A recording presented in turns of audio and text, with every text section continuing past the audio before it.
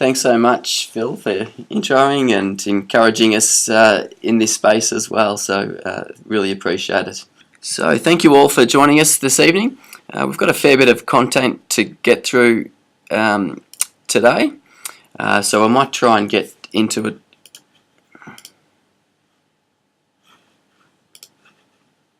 As quickly as we can.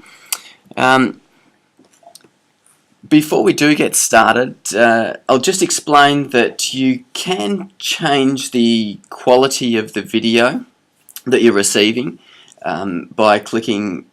There's a little on the actual window of YouTube on the bottom right hand side. If you click in it, there's a little settings button there.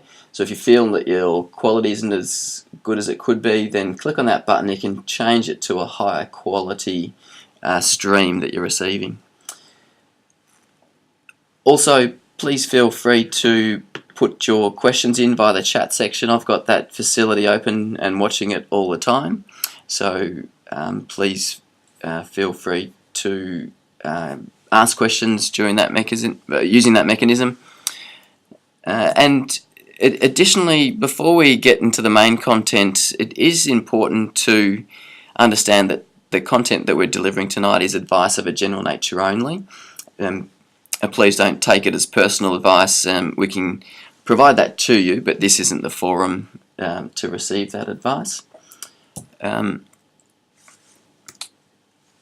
way that we provide personal financial advice is to firstly have you complete a questionnaire. Then we meet with you for an initial consultation. That might be sufficient for you, or we might prepare specific recommendations that we provide to you in writing in the form of a statement of advice. We can also help you implement the advice and provide ongoing advice and review. In terms of what we're going to talk through this evening, we've received a lot of questions from you as you registered for the webinar. Now we'll address those at the end of the session or throughout the session if they're relevant during the topic that we're talking through.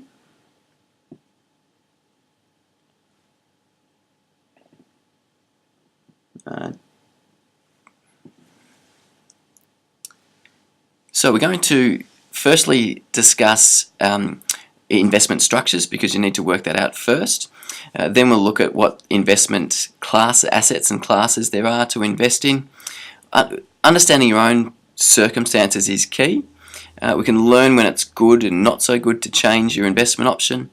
We'll learn about preventing and recovering from losses within our super, and compare short and long-term investment strategies, and then just finally touch on ethical investing and how Christian Super goes about that. Firstly, what investment structure you should use. There are a number of different factors like tax, protection, access to the money that you need to consider when thinking about your investment structure. But just from a tax perspective, there are 5 broad options that we generally consider. There are more than these, but these are the key ones. So you can invest in your individual names. You can invest in joint names, so with your spouse, for example. You can invest in a trust, company, and superannuation. And in superannuation, there are 2 phases: the accumulation phase and the pension phase. When considering which option to invest in, if your income is over $37,000, then you'll be paying, if you include the Medicare levy, 21% tax or more, up to currently 49% for those earning over $180,000. Now, if you invest jointly, then it could be a similar sort of thing depending on your personal income tax levels. If you invest in a trust, you can distribute that to lower income entities, whether that's adult children or other entities, and church and charitable organisations, for example. Investing in companies generally isn't the best idea, but then when it comes to superannuation, one of the reasons why it's a great way to save for your retirement is that there's a tax rate of 15% in the accumulation phase, but in the pension phase, there's zero tax on the earnings within the fund. And that's where often when we're looking at saving for retirement, that using superannuation and moving it to pension phase is a good strategy for many people. So once you've decided which structure to invest in, the next question that you need to ask is what underlying asset do you want to invest in? Now there are three broad asset classes. Firstly, there's cash and bonds, property and shares. Now most assets are derived from these three basic asset classes. If you look at the risk of those types of investments, we firstly start with cash, which is the lowest risk investment option, and it has the lowest level of return as well, lowest potential return. If you move up the notch and move to bonds and loan your funds to somebody for a time, then you're taking a little bit more risk, and therefore you can get a little bit more return. If you step up to property, and rather than lending money or lending money to institutions or organisations like cash and bonds, if you're starting to own part of a property, or then with shares owning part of a company, for example, there's more risk associated with that, and therefore there are potential higher returns. But there are also potentially higher risks as well. In terms of classifying these into growth and defensive assets, bonds, cash and term deposits are considered defensive assets, and property and shares and those types of investments are considered growth assets. The reason why we articulate that or make the differentiate between growth and defensive assets is because it's the biggest indicator of risk. And when you look at Christian super portfolios, for example, there are 5 options that you can invest in. The first is ethical cash, and it is 100% in cash.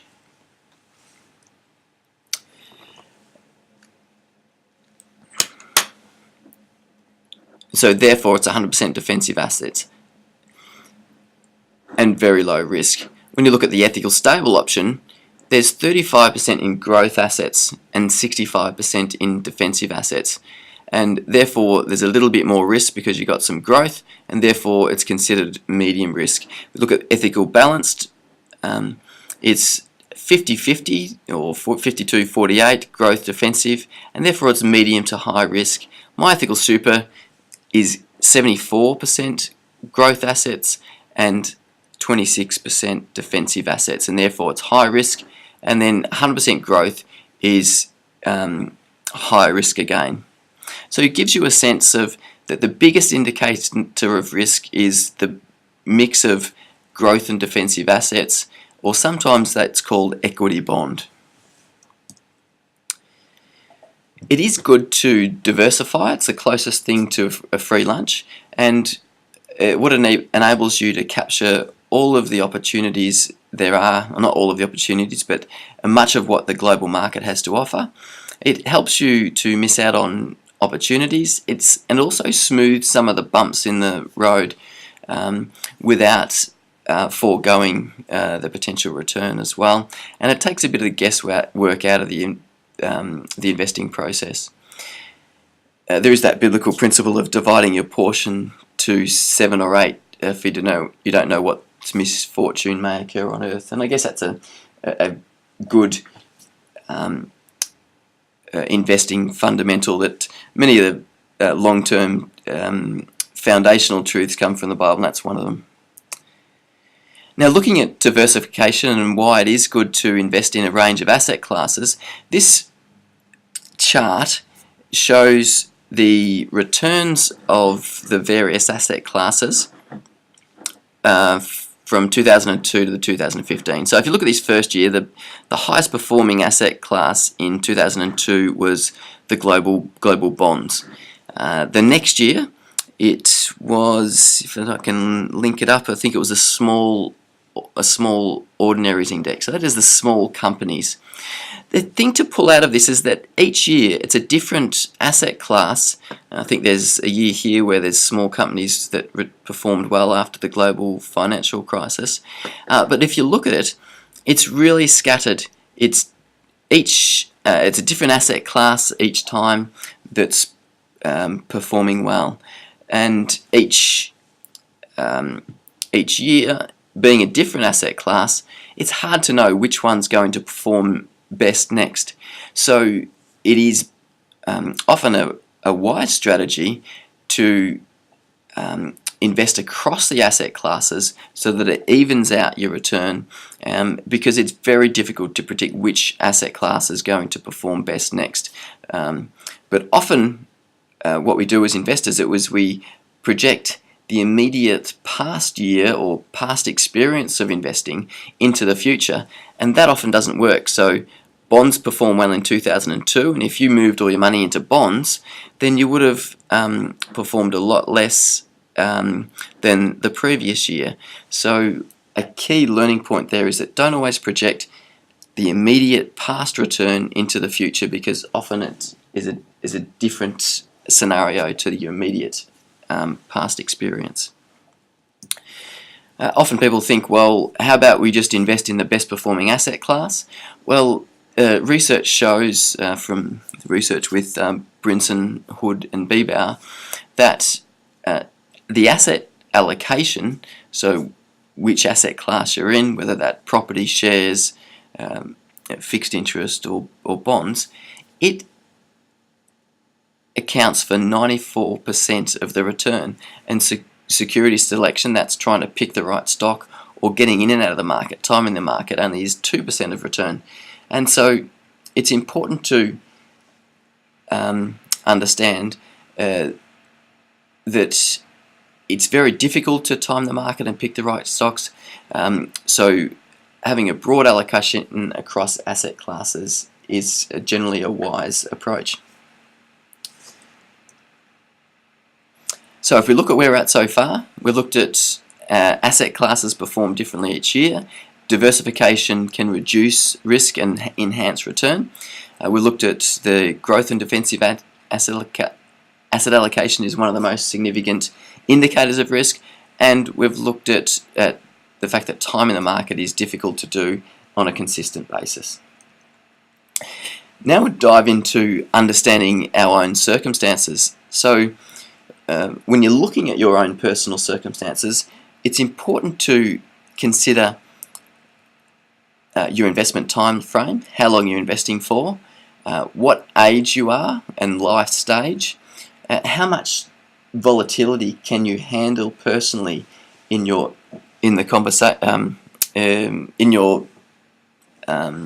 investment portfolio. If your portfolio dropped by 20% and you just would not be comfortable with that, you couldn't sleep at night, then you potentially wouldn't be in the high growth option within Christian Super, for example. And the other question that you need to look at is, how much return do you need to achieve your goals? Because you might only be comfortable sitting in cash, but that might actually not enable you to achieve your goals.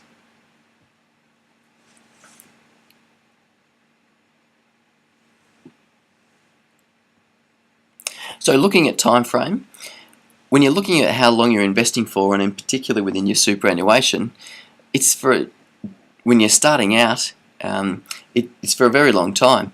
If you start your first job, it's really 30 or 40 years that you'll working before you'll access your superannuation money. So that's a long time, and therefore you can generally take a little bit more risk to get a longer term potential better return and therefore a better outcome. So if you're looking at you might start work in your adolescence and you work all the way through to retirement, that's 30 to 40 years of investing, so it's a significant time frame. But people often think that I'm about to retire and therefore I need to have a lot of cash. But if at retirement, life expectancy is often 20 to 30 years beyond that period of time. So you're not actually investing up until retirement and then stop investing, just hold the money in cash. You actually got to provide for your lifestyle for another 20 or 30 years. So don't assume that your retirement date is the date at which you need to convert everything to cash and you no longer need to take any risk, because generally you are investing for a longer period of time. The other thing is when you can access your superannuation money, if we're talking about superannuation, because if you can't access your super for another 20 years or 30 years, you can afford to invest for the longer term, take a bit more risk, and therefore get a bit better return. And as I mentioned earlier, from now until retirement is generally not your investment time frame. You're generally investing well beyond retirement. So think about what your particular circumstances is. There are some generalizations, and I think it was Adam that asked about, I'm age 40, how much risk should I be taking? Excuse me. There are some broad indicators. So those people that are in the accumulator type phase, which is where you're building up your assets, you're generally trying to buy a home, pay down the mortgage. You've generally got a longer term perspective with your super. So if we're looking at Adam, who asked the question about who is age 40, he won't be able to access his superannuation until he's 60. So he's got at least 20 years to invest, and beyond that to provide for his retirement. So he's got a long-term investment time frame, and therefore he could afford to take a little bit more risk, and therefore invest in ethical high growth or ethical growth. Someone who's preparing for retirement or transitioning to retirement in that 45 to 50 to 65 years of age, generally the circumstances there are that the expenses are starting to reduce. You might have the mortgage paid, and you can start to focus on retirement and semi-retirement. At that stage, you can start to think about reducing your risk and moving from these higher risk options to potentially a notch down. And one of the key triggers for when to move to the next investment option often is when you're starting to move to pension phase.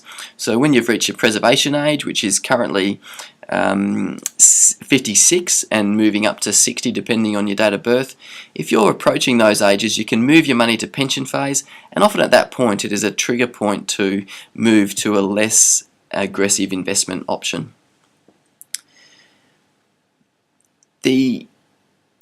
Once you have hit retirement, it is a good time to consider whether you move to a more conservative option again, or at least hold a little bit more cash. I'll talk through an option where you can potentially stay in these higher risk options, but just hold a bit more cash and draw your pension from that cash option. I've just had a feedback from JCS, who is saying that it's very difficult to read what's being presented on the video. Now, one thing you can do to improve that is if you click on the video, it then should show up a little cog, which is a setting on the very bottom right hand side of the screen, and if you click on that cog, it enables you to increase the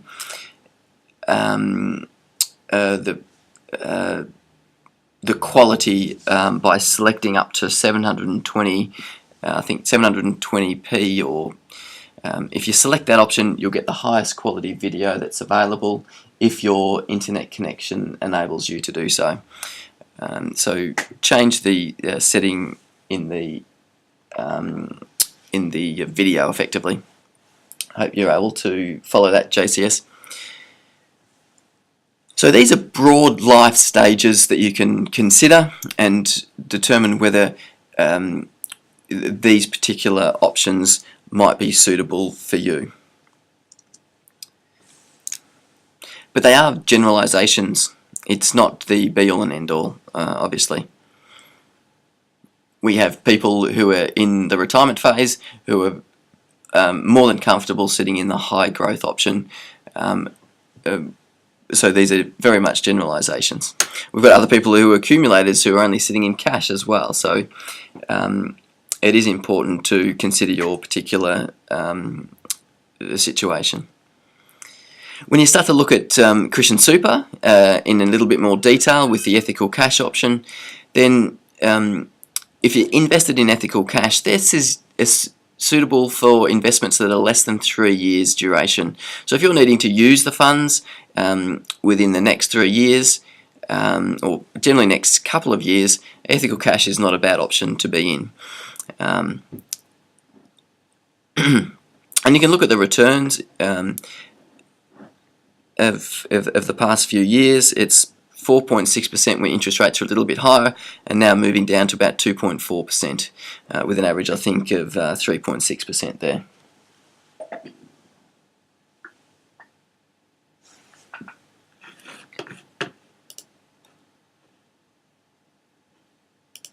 Yeah, still getting people who are not getting a good reception. I'll just try and change the settings here.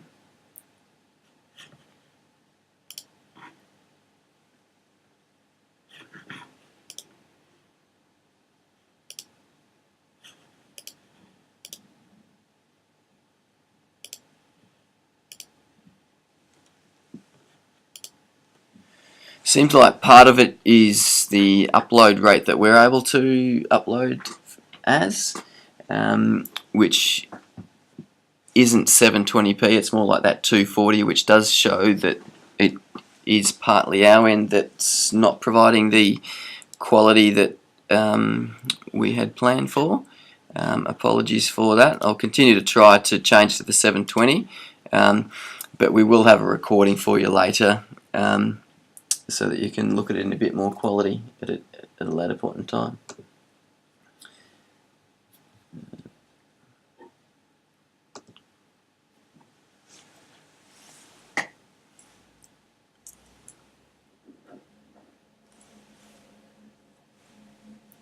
So if we then move to the ethical stable option, expected negative returns is 3 years in 20 you might expect. So in 20 years you should expect negative years in 3 of those 20 years. And so that's what you need to expect if you're in the ethical stable option. Obviously there's been a couple of lower levels of return over the years, but unfortunately this chart doesn't go back to the global financial crisis, where I think there might have been even maybe a low return, or possibly slightly negative during that period. If you look at the ethical balanced option, 4 in 20 years expected to be negative returns, but the target return, if I can find that, is 3% above the annual CPI return. So if you're looking at an inflation rate of 3%, they're targeting a long-term 6% return. So it's just trying to give you an idea of the different characteristics of the various options within Christian Super. My ethical super, which is called the growth option within the pension phase, has 5 years in 20 would expect to be negative returns. Obviously you can get high levels of returns, but you can actually have negative years as well, more significant negative years as well. Again, with the high growth option, it's 100% in those high risk assets, and therefore you need to be thinking about investing in this option for at least 10 years. It's a longer term investment strategy, whereas if you look at My Ethical Super, it's 10 years, Ethical Balanced is at least 5 years, Ethical Stable at least 3 years. So you can get an idea of, if you can understand your investment time frame, you can see which investment option might be suitable for you. But there are a couple of ways to make your decision about which investment option is the right one for you. The first one is you can look at it from a risk perspective. So if you say, for example, that I'm only happy to take a certain amount of risk, and say for example that I'm only happy being in the cash option, and therefore that's I'm not prepared to take any risk, don't want to see any volatility in the portfolio. You might get a 2.5% return, but you'll get a consistent 2.5% return. So that's the ethical cash option, and that would then determine that you would get a 2.5% return over time, and it might then mean that you can only get a let's for example say that you get a $30,000 income in retirement from those assets. So we've taken it from a risk perspective, saying I'm only prepared to take a certain amount of risk, and therefore that drives your lifestyle. The other starting point is to look at what return you need, and that drives the risk that you take. So if you say, for example, that I need to get $50,000 of annual income in retirement, and therefore over the next 20 years I need a return of, say 10%, then you're needing to take the highest risk option. That would be the ethical high growth option, and which means that you're taking a high amount of risk. So there's two different ways to work out, well there's many different ways, but that's two different paradigms for looking at which investment option to select. And generally you're looking at somewhere in between there. You might not feel comfortable being in ethical high growth. You might feel more comfortable being in cash, but you realise that you need to take a little bit of risk if you're going to see your money grow at least a little bit within inflation.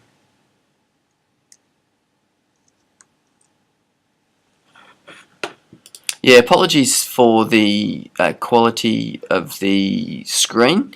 When I've tested it earlier, I was able to get a broadcast quality of 720p, but it's only allowing me to do it at 240p at the moment. So apologies. Part of the trial of a new setup.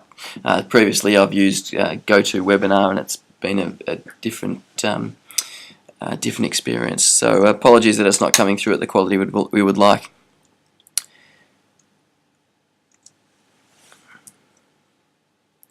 I often get the question about, is it a good time to invest in the market, or when is a good time to invest in the market?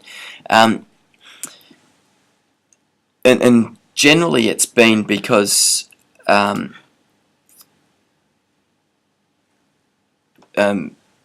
people have moved their investments to the cash option because they've been nervous about the markets or nervous about what's happening in the global economy, and they've moved out of the what option they were in, and they've moved into cash to make sure that they don't lose any money.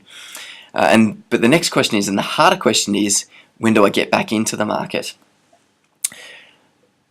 Well, to understand that, and to understand when it is a good time to change investment option, let's have a look at the history of the Australian share market over the last 10 years. And if you look at from the peak before the global financial crisis to the bottom of the market during the financial crisis, it fell 54% from 6,726 points to 3,100 points, and then bounced back over the next few years to grew from that base 61% up to 5,007. Fell then for the next few years to 21% to just under 4,000 points, and then since then it rose back in March of 2015 to just under 6,000 points again, and now we've dropped again another 14 points back to around 5,000 or a bit over 5,000 points. Now, so when's a good time to move from, say for example, cash into a higher risk option like the balanced myethical super or the high growth option? Well, it's good in low markets, so at these points, low points in the market, to move from cash into the market, because you're effectively buying units in these investment options at low prices. And then the opposite is true for moving from a high risk options, so a high growth and the growth options, moving into the likes of cash. It's good to do that at high points in the market, but the problem is that it never feels comfortable doing that. So it's going against the tide to actually do that. No one, when the market was 3,000 points, would have felt like taking their money in cash and putting it into the market. But that's the best time to do it, because if you actually did do that, if you had $100,000 in cash and you put it into the market at the bottom of the global financial crisis, then you will have more than doubled your money over that time, frame of a bit over a year. So it's good at high points in the market to move to more conservative options. It's good at low points in the market to move to higher risk options, and it's counterintuitive. It's the opposite to what we feel like doing. But when you're thinking about getting back into the market, we don't know whether it's the best time to get into the market now. The market's dropped 14%. We don't know whether it's going to go down further. So the other way to manage that is to dribble the money back in. So put small amounts of money into the market over time, or into the high risk options over time. One of the important things is to determine what approach you're going to take, and then stick with it, and try not to let your emotions get in the way of that long-term investment strategy that you know will work for you over the longer term.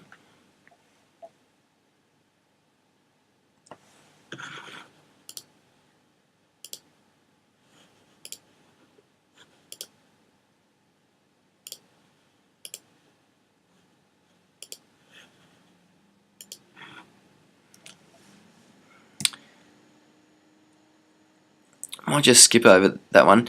This is just talking about the benefits of investing in a negative year, because when you do invest in those low points in the market, if you invest during these red periods, often or sometimes there are double red years, and so you might have been caught out if you invested in the first red bar here. I think it's 1974, but if you invested some money in this year and some money in this year, then you would have returned a really good return here. But the human nature is that we feel like putting money into the market at these high points, and then we miss out because we don't get as much return the next year. So it's all about trying to do what's counterintuitive to what our emotions are and what everybody else is feeling and thinking of doing. So how do you prevent losses and recover from super losses?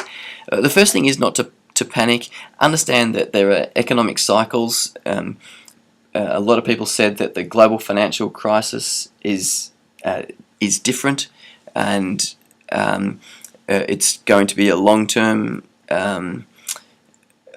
negative market.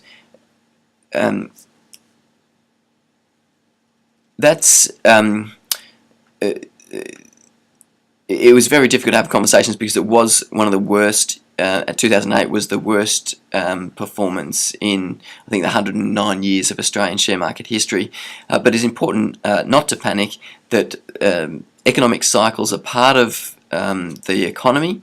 And for example, currently there's a lot of talk about the US going to recession, but that is a normal part of the economy in the US. Every 4 years they generally have a form of recession, and so whilst it's not a good thing to be going through a recession, it is part of the normal economic cycle. So just understanding that is important. Not always listening to economists, because if you put 10 economists in a room, you'll get 11 different opinions of what might happen next, and no one can predict the future. So it's about putting in place a strategy that's going to enable you to get through both good years and bad years.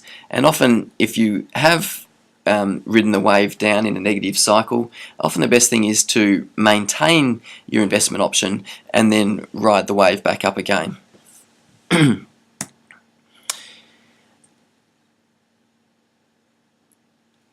Christian Super is quite unique in that it does screen its investments from an ethical basis, so it screens out investments that are not investing in line with its values and in line with Christian values, that is, but it also invests in investments that are in line with their values. So it has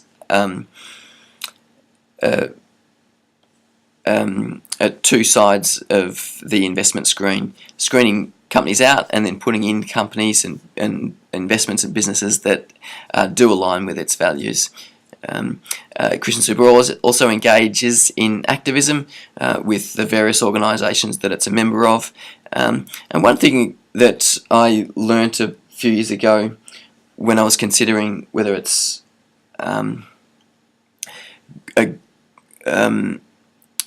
whether we should invest ethically in line with our values is the $100 million test. If you had $100 million, would you invest it in companies that didn't align with your values? And that was, I guess, an important step along my road of being convinced that it is important to invest in line with your values. So, in summary, you firstly need to decide what investment structure to invest in. We've concentrated a little bit after that in relation to superannuation, but you can apply what we've learnt to non-superannuation investments as well.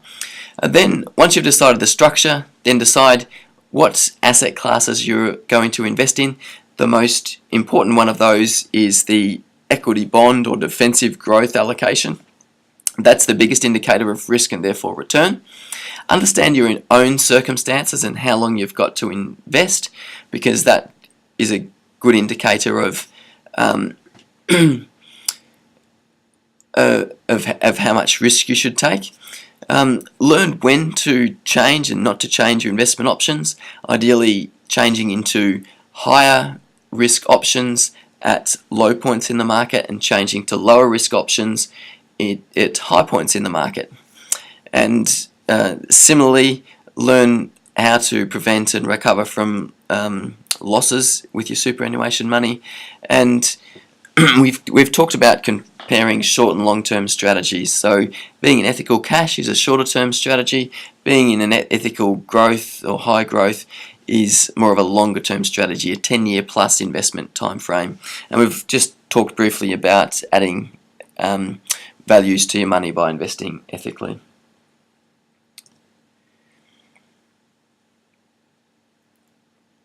In terms of the next steps, there was one concept that I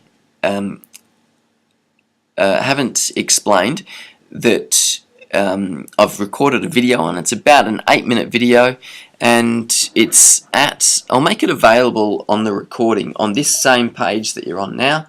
I'll make it available in the recording on the page after the webinar, and it just explains that you can hold, particularly once you're in pension phase, hold 10 to 25% of your superannuation money in the cash option to buffer you from volatility in the investment markets.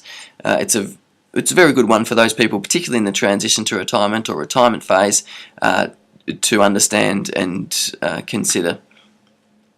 Another video that I've just recorded that I'll make available is how to change your investment option, which is you can do it two ways. One is via a form that's available via the Christian Super website that you post in to Christian Super, and the other one is going to your member login and changing it online.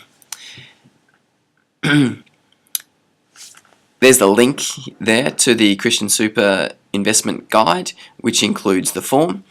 You can also give us a call to receive personal financial advice on 1300 275 428 or email info@cornerstonewealth.com.au. I think there is a contact form on this page as well if you just want to scroll down.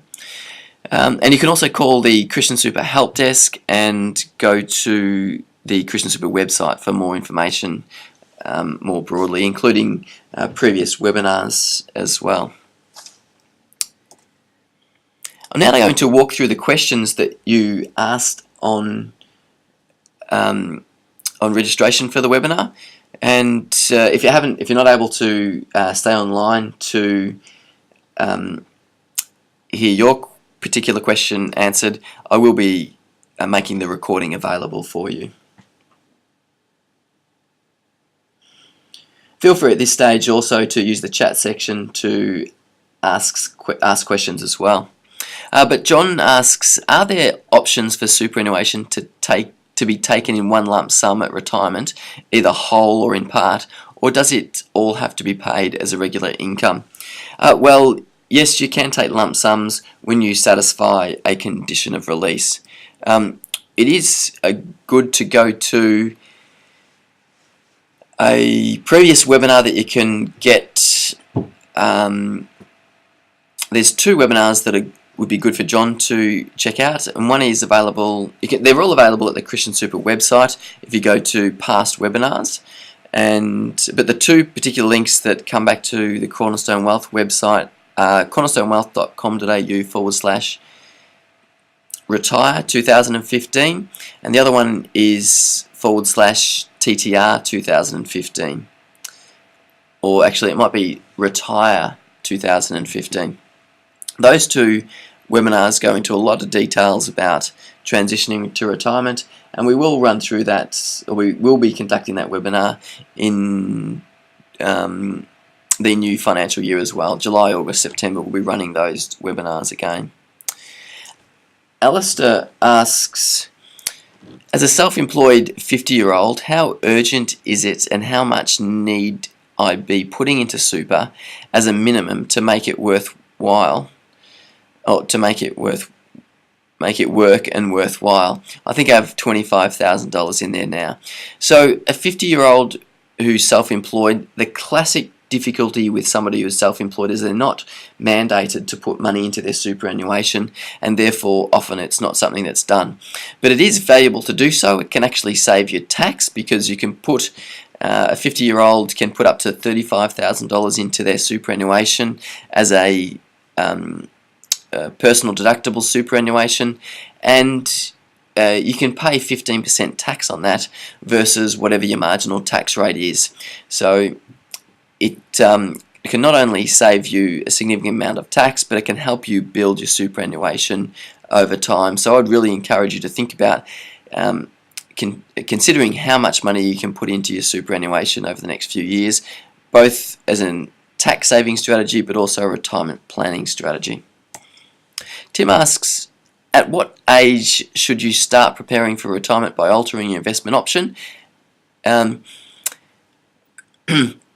didn't mention it during the main content of the webinar, but there was a gentleman that came up with the theory that you should hold your age in bonds, which is basically holding your age in defensive assets. So if you are 40 years of age, then you hold 40% of your investments in bonds or defensive assets. If you're 50, then it's 50% in bonds and 50% in equity, or otherwise 50% in defensive and growth assets. So you'd be in like the balanced option, for example, if you're 50 years of age. That's a very basic rule of thumb, and with aging, life expectancy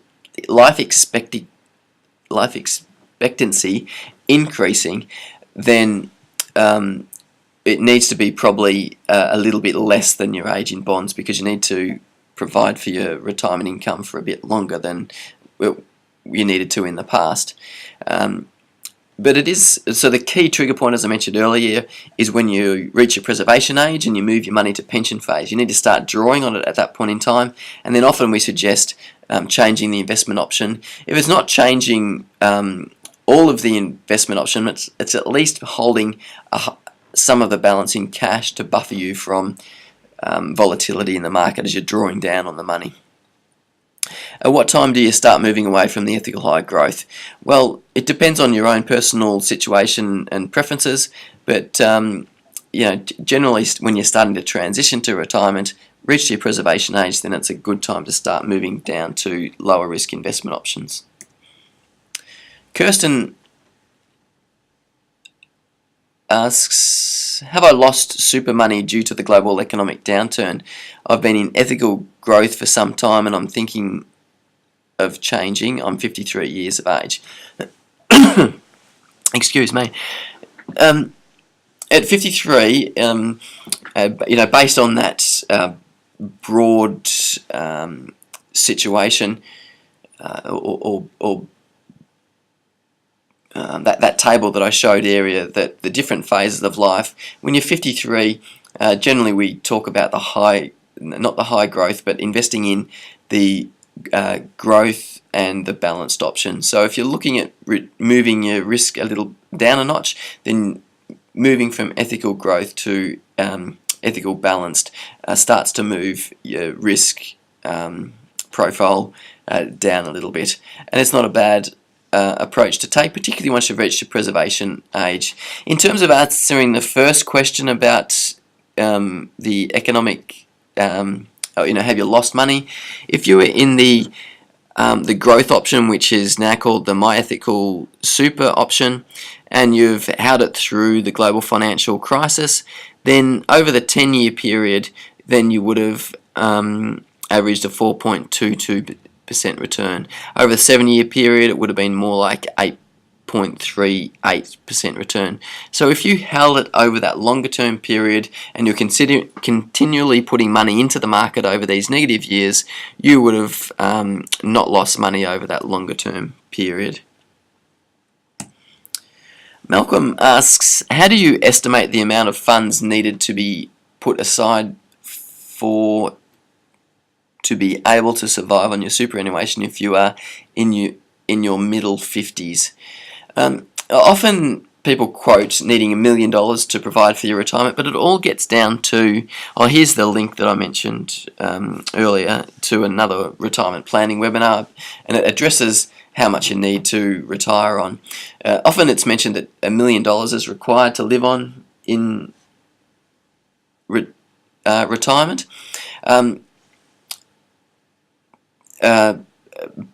But it really depends on what your income requirement is. If you need $50,000 to live on and you're fully self-sufficient, not getting any part age pension from the government, then $1 million, if it earned 5%, would provide $50,000 of income, and that would be sufficient for you.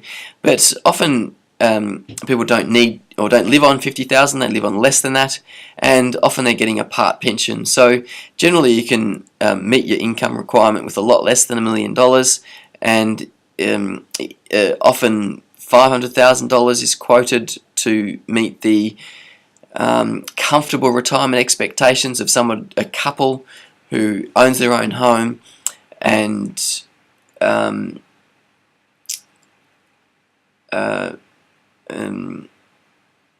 wants to live a comfortable retirement.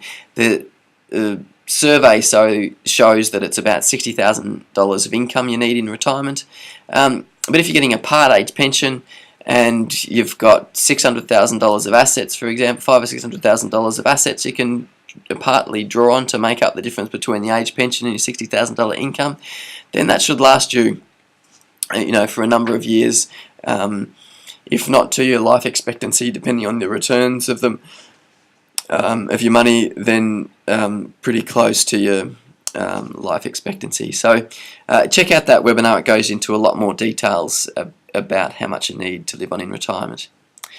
Alan asks, I am 56 years this year and have my super in the balanced option. Do you advise changing the investment style at this stage or closer to retirement? Alan, if you're 56, then you most likely have reached your preservation age, which means you can move your money from the accumulation phase to the pension phase. People who have reached their preservation age can do that.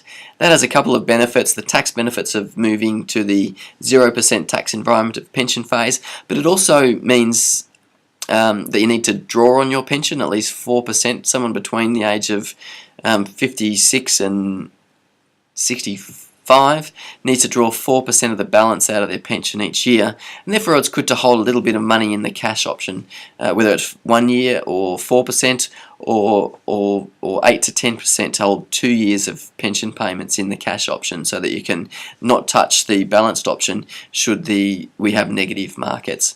Again, check out that the webinar, the video at this location /buffer, and that will explain that concept in a little bit more detail. Elspeth asks quite a detailed question.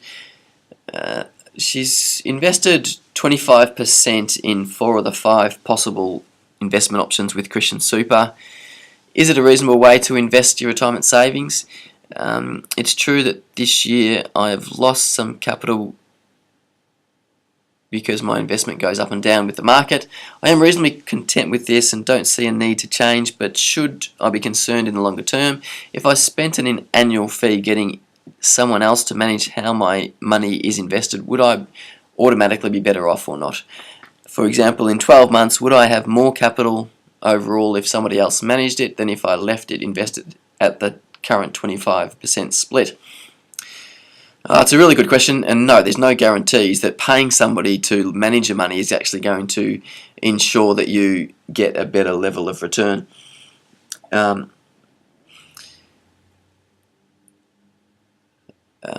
What paying somebody does is enables you to put a strategy in place and stick to it, which generally does mean that you don't make decisions that negatively impact you, because they can support you through the negative periods, or support you through just a bit like a personal trainer says, I know you feel like not exercising this week, but really you're not sick, you're not injured, and you should continue to exercise because it's going to have a good outcome longer term.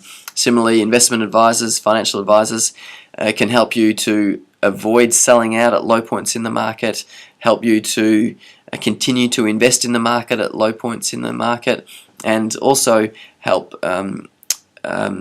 encourage you to sell at high points in the market, so that you can take advantage of those circumstances. There's no guarantee that it's going to be better off than you investing on your own, but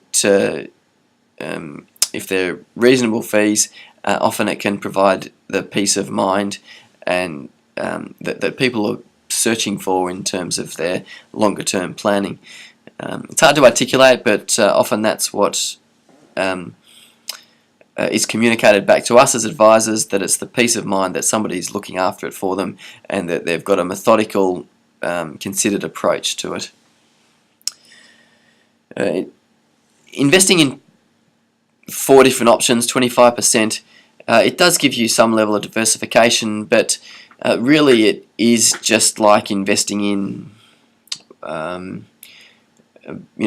of the options with a bit of cash, because if you look at, they're all split slightly differently. You might be invested in 4 options, but it might be the equivalent of, for example, the ethical balanced option. So you could be just sitting in the one ethical balanced option and getting a similar outcome, but there's no penalty in being in multiple options, so there's no issue there for you.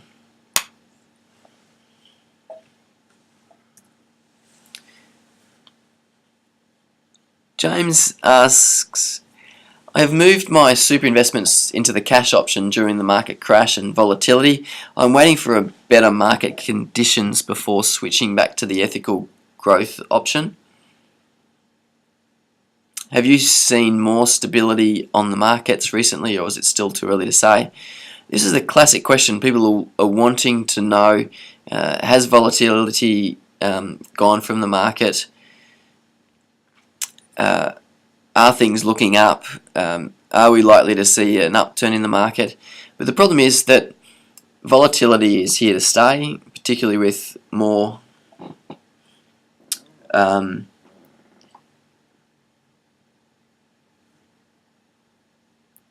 programmed trading, and people shorting the markets. They're programmed shorts on the market, so trying to sell as the market falls, or predicting that a particular stock is going to fall or a particular indice is going to fall.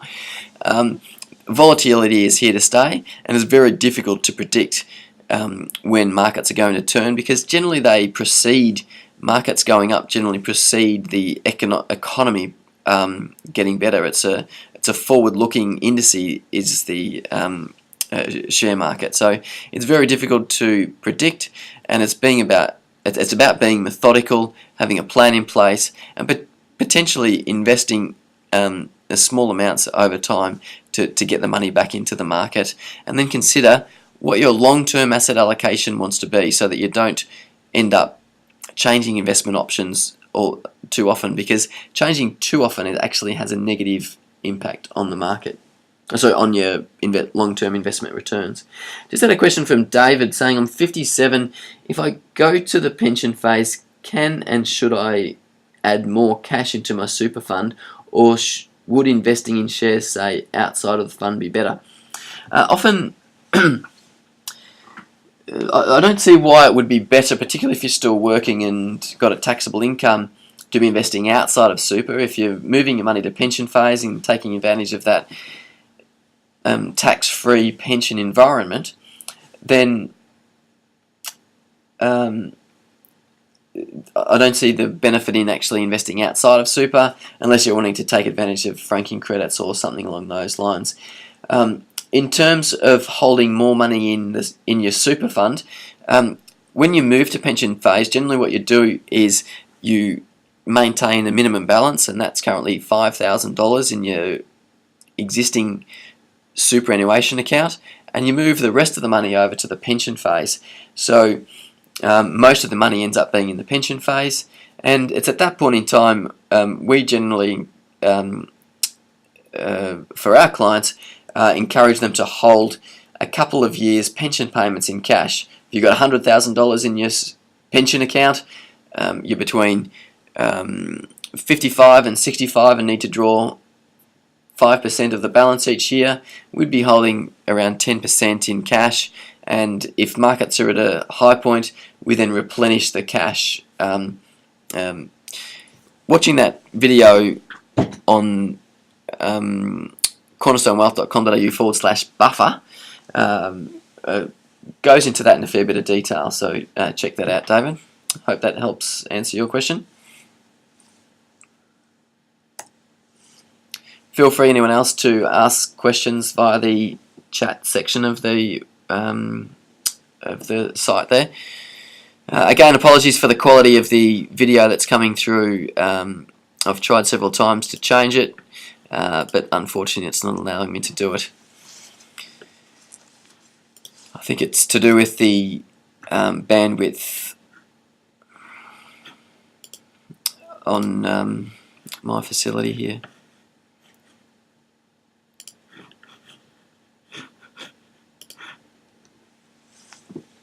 Alan asks, I am planning to stop work and undertake full-time study for the next couple of years. Is there anything I should do in relation to my superannuation? Thanks in advance. Well, Alan, it depends on what age you are. If you're at your preservation age, then you potentially could move the money to pension phase, although if you're going to get some government support, then it might impact how much government support you can get. The other thing you could consider is whether you've got income protection cover within your superannuation. If you're not employed, ask how long that income protection, or ring the fund and ask how long will my income protection cover be valid for, because you might be paying premiums and actually not be eligible for a payout if you're studying and not working. So review your insurances to ensure that you're not paying for insurances that you can't actually utilise. And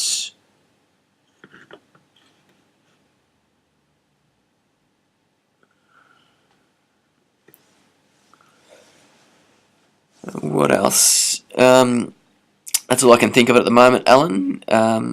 But good luck with the studies. Daniela asks, I'm planning to stop work and undertake full-time study for the next couple of years. Is there anything I should do in relation to my superannuation?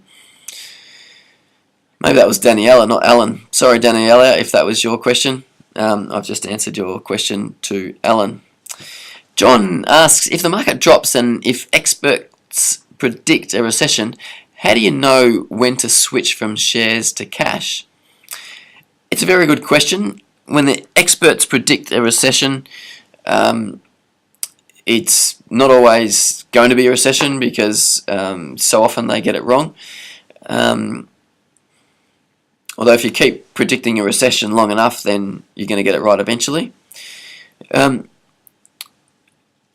So switching from cash to share or shares to cash, I think it's a troubling one for me,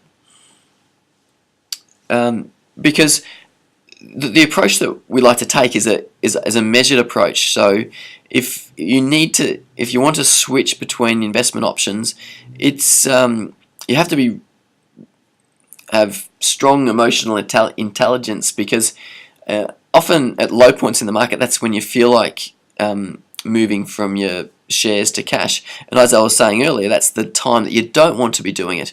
You want to be doing it at high points in the market and moving your cash to shares at low points in the market. And we never know when the lowest point of the market is going to be until we look back in the rear vision mirror and see when it occurred. And that's the challenge, trying to put a long-term investment strategy in place that's not going to enable you to get caught up in the emotions of the market and make decisions at disadvantageous points in the market. Pam's just asked the question, what is the advantage of placing funds in a trust? So that relates back to the investment structure question. I'll just quickly jump back to that slide. So when you're looking at which investment option investment structure to invest in, so this is, do you invest in your own name, a trust, a company, superannuation?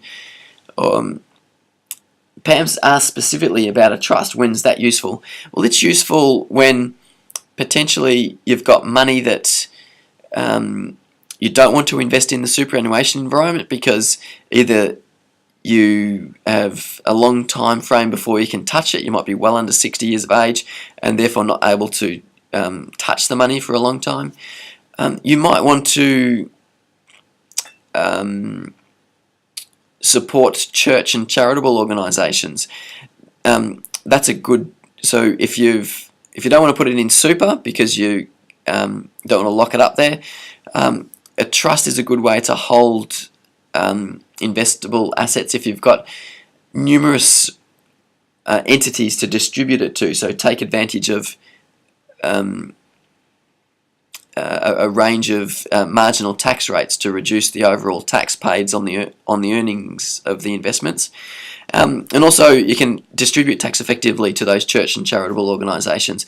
But you really need to think through your particular scenario. It also ties in well with businesses. If you own a business, and it might be run through a unit trust with a corporate trustee, and then all the shares or units in the trust can be owned by a family trust and distributed effectively.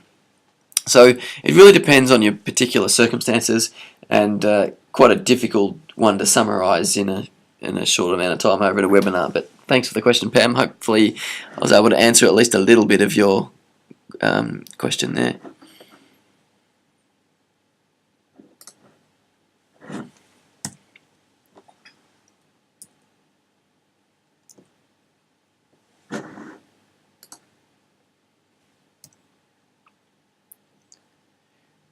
So answering Carol's question, in making a transition to retirement income stream investment, or which investment option is best for me? As I mentioned earlier, once you move to pension phase, you've got to draw a regular pension from it, a minimum amount annually that you need to draw each year. Somewhere between 55 and 65, it's 4%. 65 to 75, you've got to draw 5% of the balance. if you need to do that, often we suggest holding a couple of years, 2 to 5 years pension payments in cash. So that's for someone who's between 55 and 75. Generally, that's 10 to 25% of the balance of the fund. Hold that in cash. Draw the pension from that particular option, and then if you've got volatility in the other 75% of your investment, then you don't have to touch it. You don't have to worry about it. You've got all this cash to provide for your pension payments over the next couple of years, and allow the investments that have gone down in value to go back up again. This is where you can put in long-term strategies that enable you to weather the storm and get a better longer-term return. Noel asks, is the highest risk investment too risky at the moment? It's not too risky if you've got 40 years to invest. It's not too risky if you're comfortable with the volatility. It's too risky if you can't sleep at night being in that investment option. It's too risky if you need to invest in for less than 10-year period. So it gives you a bit of an idea. Go back to the investment guide available through the Christian Super website and have a look at the characteristics of the high risk investment option, the high growth investment option, and does that meet your particular criteria? Sometimes it's okay to have a small portion of your investment in those high risk investment options if you've got another portion invested in lower risk options, but it really depends on your circumstances. Someone who's got a long time to invest, 10 plus years, it's a suitable investment. Or it often is a suitable investment. I'm not saying it's always a suitable investment. Jennifer asks a detailed question. If you do have questions and you're still online, feel free to just ask them via the chat forum there, and I'll answer them directly for you. So Jennifer's question, our situation is this: married, age 60, both partners on disability support pension, unable to work and have been for over a decade. Our assets, as assessed by Centrelink, mean that we currently get, a little less than the full pension between us. We have roughly $200,000 in Christian Super, split between ethical high growth and my ethical super. We have an average life expectancy. We own our own home, but it is in need of some repair. Our children are independent adults. Can we add more money to our super, thus increasing our our Centrelink payments? If you're under being age 60, someone who's under 65 years of age can put non-concessional contributions into their superannuation, and if you haven't reached your pension age, superannuation assets aren't tested for Centrelink purposes. So to that question, potentially yes, that might be an option to pursue, but I'm not giving personal advice. Just giving a general advice, and you should seek your own personal recommendations there. The other question you had is, which investment options would be best for us? We are happy to take a level of risk. If you're happy to take some risk, then then you won't have it all sitting in the cash option. You'll have have it in something above that, or at least part of the money in something above that. It depends on how long you need, how long until you need the money. If, for example, you're 60 years of age and you don't need to use the funds until you're 65, that's a 5-year investment time frame, and the ethical balanced option indicates a minimum investment time frame of 5 years. So you really need to plan out how much and when you'll need the funds, and plan out which options will suit that particular time frame. So you might end up investing in multiple investment options to manage your cash flow requirements over time. How much can we draw out of our super, and how often can we do this? What are the tax implications?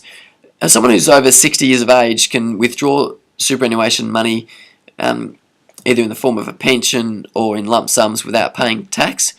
Whether you can withdraw it depends on whether you're satisfied a condition of release, and a condition of release for someone over 60 is ceasing a form of employment. So if you've reached 60 of age and ceased a form of employment, then that can satisfy as a condition of release.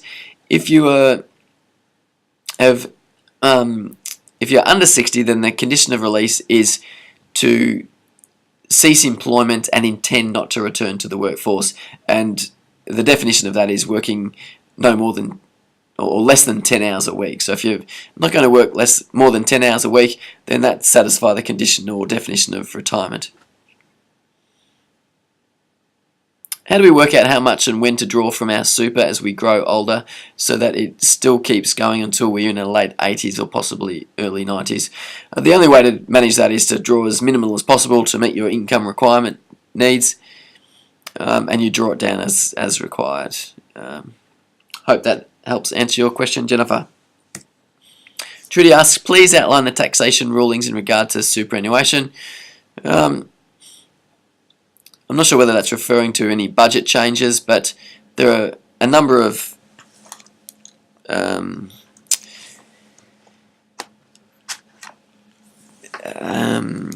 tax rulings for super. If I can just try to explain a couple of them. If you're in the accumulation phase of superannuation, as we mentioned earlier, you pay 15% tax on earnings.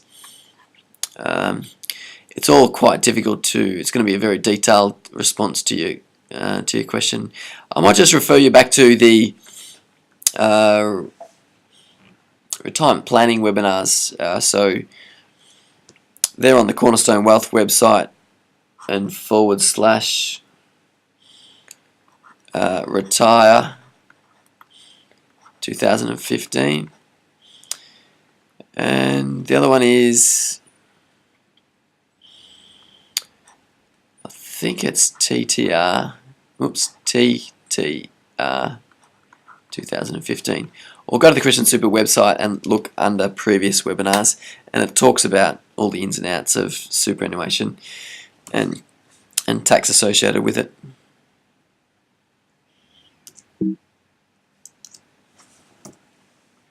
Richard asks, I have a newborn. What are a couple of strategies you suggest for the first few years of her super to give it a good foundation for her future? What benefits are there from the government for children's super?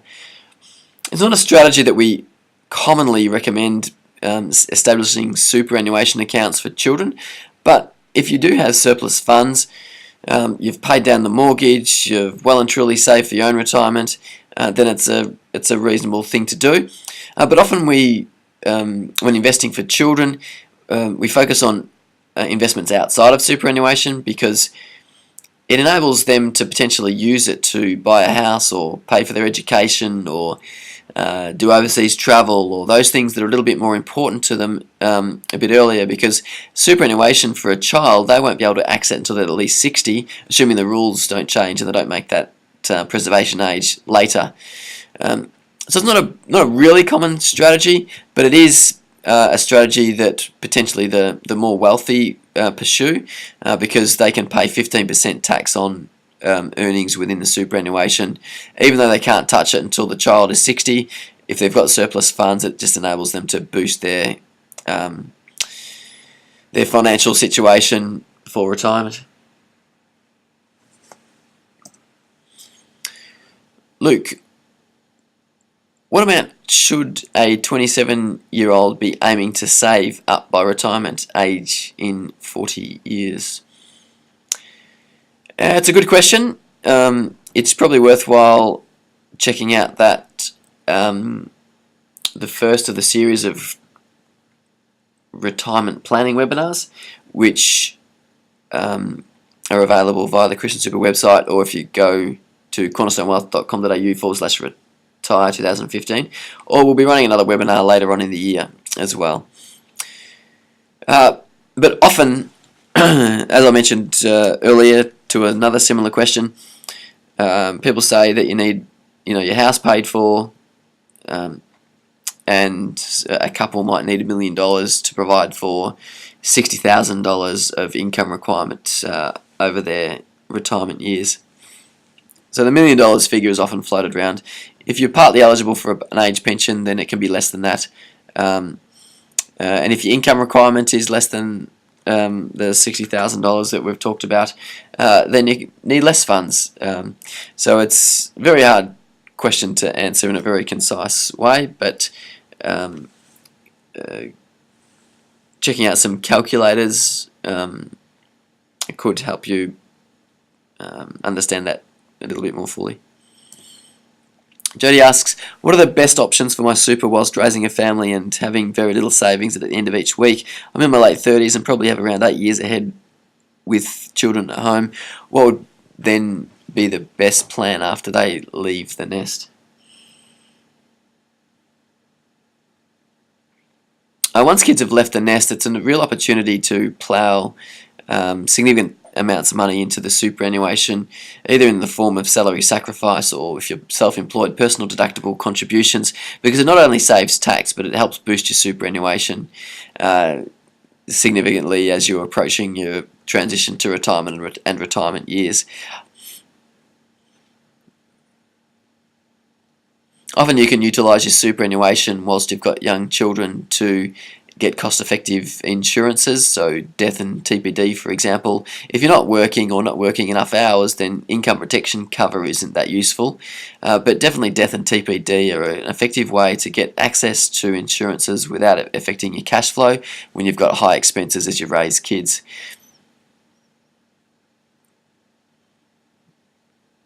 But if you've got little savings at the end of each week, the things that you might focus on in terms of superannuation is, if you do satisfy the requirements, you could take advantage of the government co-contribution, which is if you've earned at least 10% of your total income from eligible employment or running a business, you can put $1,000 into the super fund and potentially get $500 back from the government, or it'll be boost your superannuation balance with it. So it'll help maintain the balance of your fund whilst you're potentially paying for insurances out of the fund, whilst you're not earning significant amounts.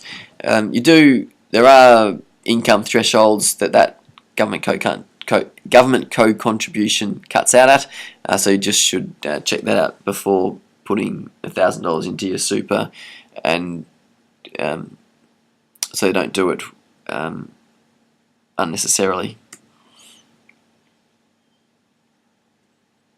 Peter asks, what are the disadvantages of withdrawing money from super pension fund to purchase an investment property?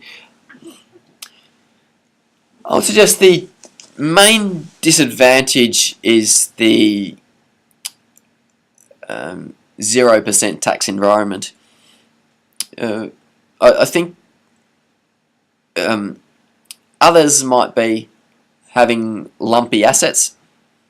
So if you've got $600,000 in your pension phase of superannuation, and you think investment returns haven't been that good and property returns have been better, and you want to take that money invested into a residential investment property,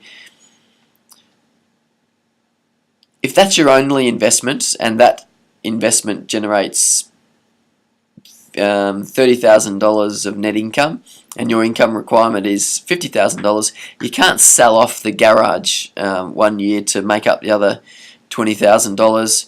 You can't sell off a couple of rooms the next year to make up the next $20,000. So it's a lumpy asset, so that can be difficult if you haven't got other funds to rely on to satisfy your cash flow needs.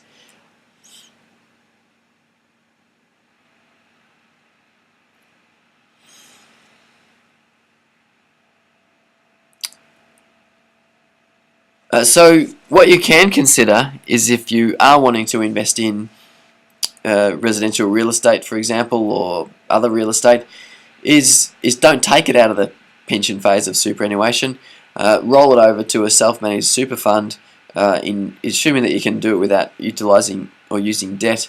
You can purchase it within the pension phase of superannuation, take advantage of being in the 0% tax environment, which will help you currently, but also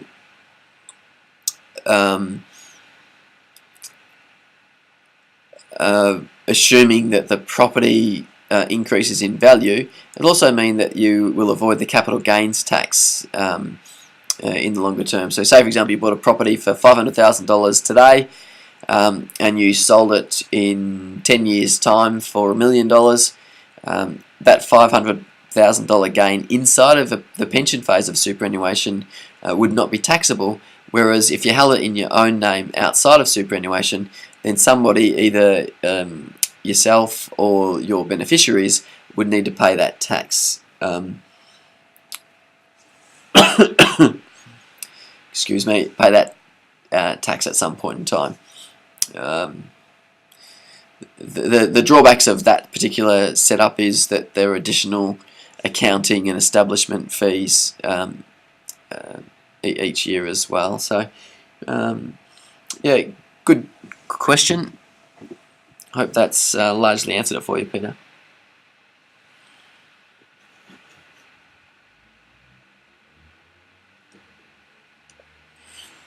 Odette says, what fees am I being charged to manage my super fund? Well, let's have a quick look at... I think it's about a 93. You can look at it up on the website if you like, but understanding super, I think there's fees somewhere.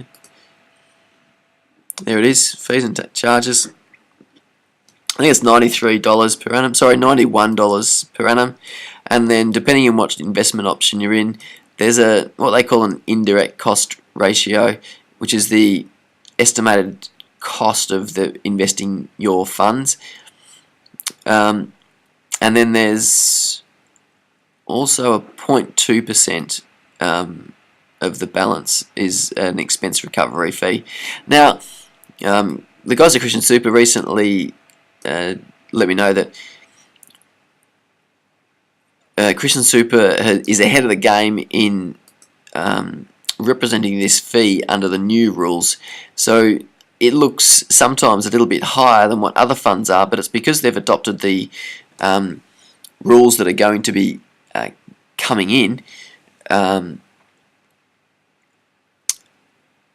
sooner than a lot of the other funds, and so when you're comparing it to some other funds, they might seem cheaper, but it's just that they're not representing them under the new rules. So they're the fees within your particular fund.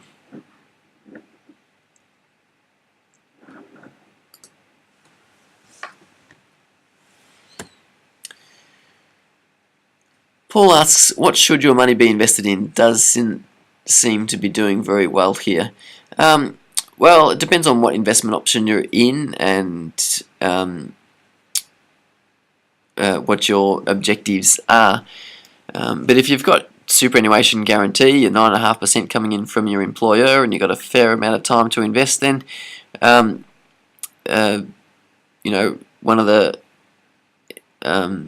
higher risk options, the balanced growth or high growth, would work, but perhaps referring you back to earlier content in the webinar would be best there, Paul, where we talk about generalizations about phases and stages, time to invest, etc., and that would help you try and discern the best investment option for you. Jane asks, I do not want any units for insured death benefit. Why? I am single, no dependents, so I don't feel this is necessary. Can my present 3 units be reduced to 0? If yes, do these 3 units need to be redistributed elsewhere or somewhere else, e.g. towards an increase in insured disability benefit or weekly income protection benefit? Great thinking, Jane. Yeah, if you're single, no responsibilities, no dependents, then death cover is not particularly useful. However, as you've identified, total permanent disability and income protection cover is beneficial. Unfortunately, many insurances within superannuation funds require you to have the same amount of total permanent disability cover as death cover. So whilst you don't need the death cover, you've got to have the same level of TPD cover as death cover, and so you can't forego, you can't choose to reduce your premiums by not having death cover. You can get insurances outside of superannuation that enable you to do that. You can actually pay them through your Christian Super account, just by rolling the premium out each year. So that's probably an option for you in that particular circumstances, or you continue to pay for the combination of death and TPD, and just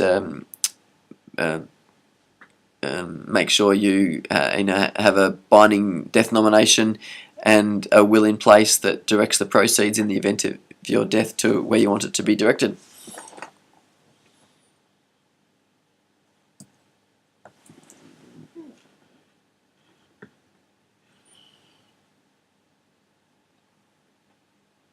Jill asks, which super investment option would be best suited to my situation at this point in time? Does Christian Super do a transition to retirement setup when a person turns 60? Yes, you can set up a transition to retirement pension when someone turns 60. You can actually do it prior to that. Someone turning preservation age this financial year would be 56 years of age. So it can actually start at earlier than 60 years of age.